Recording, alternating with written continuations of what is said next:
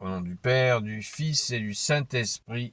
Amen. La paix de Jésus soit dans votre maison, sa paix et sa joie. Alléluia. J'espère que vous allez bien, que vous êtes dans la paix et la joie de Jésus. Amen. Ne nous laissons pas impressionnés par tous ces événements et restons bien blottis contre le Sacré-Cœur de Jésus. Amen. Nous lisons le Saint-Évangile chapitre 15 de Saint Luc, versets 1 et 3 et 11 à 32.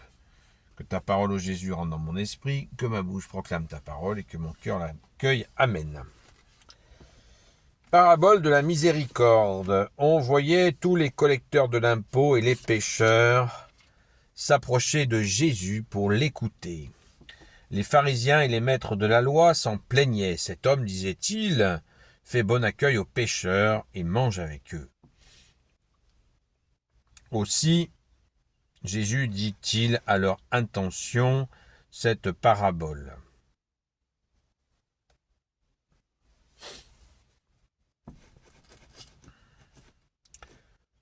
Un homme avait 2 fils. Le plus jeune dit à son père, « Père, donne-moi la part du domaine qui me revient. » Et le père leur partagea son bien. Le plus jeune fils ramassa tout et partit peu après pour un pays lointain où il dépensa son héritage dans une vie de désordre. Quand il eut tout dépensé, une grande famine s'abattit sur ce pays et il commença à manquer de tout. Il alla donc se mettre au service d'un des habitants du pays qui l'envoya dans ses champs pour garder les cochons. Là, il aurait bien voulu se repentir le ventre des caroubes que mangeaient les cochons. Mais à lui, personne ne lui donnait rien. Il rentra alors en lui-même. « Combien d'ouvriers de mon père, se dit-il, ont du pain plus qu'il n'en faut, et moi ici je meurs de faim. Je vais me lever, retourner vers mon père, et je lui dirai, Père, j'ai péché contre le ciel et devant toi, je ne suis plus digne d'être appelé ton fils, mais prends-moi comme l'un de tes ouvriers. » Il se mit donc en route et retourna chez son père. Quand il était encore loin, son père l'aperçut et fut pris de pitié. Il courut se jeter à son cou et l'embrassa tendrement. Le fils alors lui dit, « Père, j'ai péché contre le ciel et devant toi, je ne suis plus digne d'être appelé ton fils. » Mais le père dit à ses serviteurs, « Apportez vite la plus belle tunique et habillez-le, mettez-lui un anneau au doigt et des chaussures aux pieds, allez chercher le veau gras et tuez-le, car il nous faut manger et faire la fête. Mon fils que voici était mort, et il est revenu à la vie. Il était perdu, et il est retrouvé. » Et ils commencèrent à faire la fête. Le fils aîné était aux champs, mais il finit par rentrer. Comme il approchait de la maison, il entendit la musique et les danses. Il appela l'un des garçons et lui demanda ce qui se passait. L'autre lui répondit, « C'est ton frère qui est arrivé, et ton père a tué le veau gras, car il l'a retrouvé en bonne santé. » Il se mit en colère, comme il refusait d'entrer, son père sortit pour l'en prier. Mais il répondit à son père, « Voilà tant d'années que je te sers sans avoir jamais désobéi à un seul de tes ordres, et à moi tu ne m'as jamais donné un chevreau pour faire la fête avec mes amis. Mais lorsque revient ton fils, que voilà, celui qui a mangé toute ta fortune avec les prostituées, tu fais tuer pour lui le veau gras. » Le père lui dit, « Toi, mon enfant, tu es toujours avec moi, et tout ce qui est à moi est à toi. C'est maintenant qu'il fallait faire la fête et se réjouir, car ton frère, que voilà, était mort, et il est revenu à la vie. Il était perdu, et il est retrouvé. » Merci Jésus pour ta parole. Merci Jésus. Tu es le roi de gloire, le Dieu de nos vies. Amen.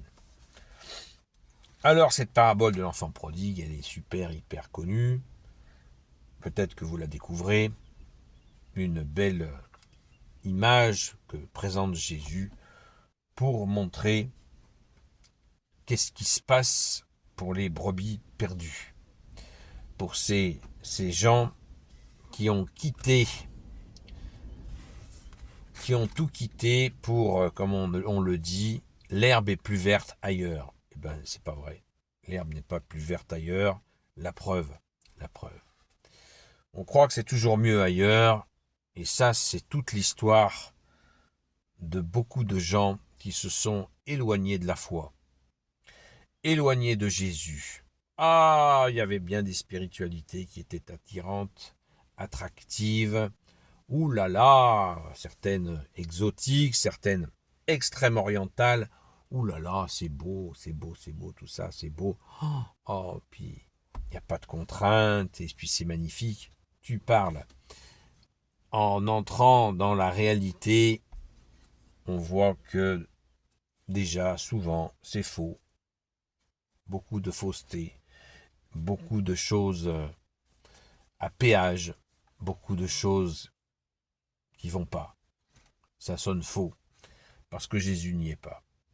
Et là, Jésus, quand c'est le retour, beaucoup de gens, on appelle ça dans l'Église catholique, nous appelons ça des recommençants, des gens qui reviennent et qui recommencent à zéro, qui repartent, non pas qu'ils ne refont pas leur baptême s'ils ont été baptisés, parce que leur baptême reste valable, même s'ils se sont éloignés, mais ils font par exemple leur confirmation, certains font leur communion, leur confirmation, et c'est le grand retour, et c'est la joie dans le ciel. Merci Jésus d'accueillir ceux qui reviennent ainsi et qui se disent waouh, waouh, waouh, je n'avais plus rien à manger. Et là, c'est l'image, hein, c'est rien à manger spirituellement que Jésus a donné là. Il n'avait rien à manger spirituellement parce que la nourriture de Jésus est la plus puissante. Donc si on s'en écarte, eh bien on reste affamé. Jésus, c'est la nourriture de notre âme. Si on s'écarte de cela, on devient affamé. On peut manger toute la nourriture physique que l'on veut, ça ne suffira jamais. Ce qu'il nous faut, c'est l'eau vive de Jésus, c'est son enseignement, c'est son amour, sa justice, sa miséricorde, c'est toute la pertinence de l'enseignement de Jésus qui est collée à la réalité. Ma parole, le monde passera, ma parole ne passera pas, dit Jésus.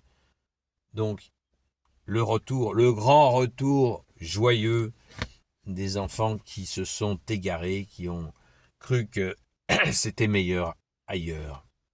Et combien de souffrances auraient pu être évitées en restant dans la fidélité. Mais non, nous sommes ainsi. Il nous faut souvent goûter aux mauvaises choses pour s'apercevoir que nous avions le meilleur. Nous avions le meilleur et nous l'avons laissé. Mais heureusement, Jésus n'est pas rancunier.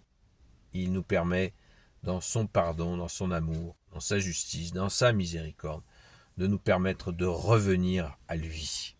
Merci Jésus de ta miséricorde, quelle joie immense.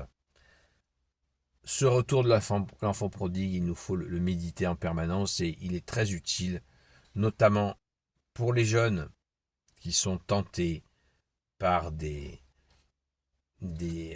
pratiques, des spiritualités, des expériences qui sont souvent la cause de chute. Alors prions très très fort, Jésus, le Christ Jésus, afin de garder ce que Jésus nous demande, fidélité et constance. Et ainsi, nous serons à l'abri de ce genre d'expérience. Alors que Jésus a déposé en nous, justement, des dons, des charismes, pour les mettre en œuvre, mais cela ne peut se faire que dans la fidélité. Prions pour rester fidèles à toi, Jésus, le roi de gloire, le Dieu de nos vies. Amen. Gloire au Père, au Fils et au Saint-Esprit. Amen. Ô Jésus, toi qui peux tout et qui portes tout, toi le Sauveur, toi l'Emmanuel, je te confie toutes celles et ceux qui regarderont cette vidéo ainsi que leurs proches selon ta seule volonté, ô Jésus. Sainte Marie, Reine des cieux, toi notre Mère, Notre-Dame, Saint Joseph, la terreur des démons, Sainte Marie-Madeleine, notre chère Sainte Patronne, et vous tous les saints et saintes, amis de toi Jésus, Saint Michel Archange, Saint Gabriel Archange, Saint Raphaël Archange, et vous tous les anges qui te servent, ô Jésus, je vous confie toutes celles et ceux qui regarderont cette vidéo, ainsi que leurs proches, selon ta seule volonté, ô Jésus. La paix de Jésus soit dans votre maison. Ce soir, le direct sera un petit peu décalé, je ne peux pas vous en dire plus. Restons fidèles et demandons à Sainte Marie-Madeleine de nous y aider. Elle, fidèle d'entre les fidèles. Amen. À très vite.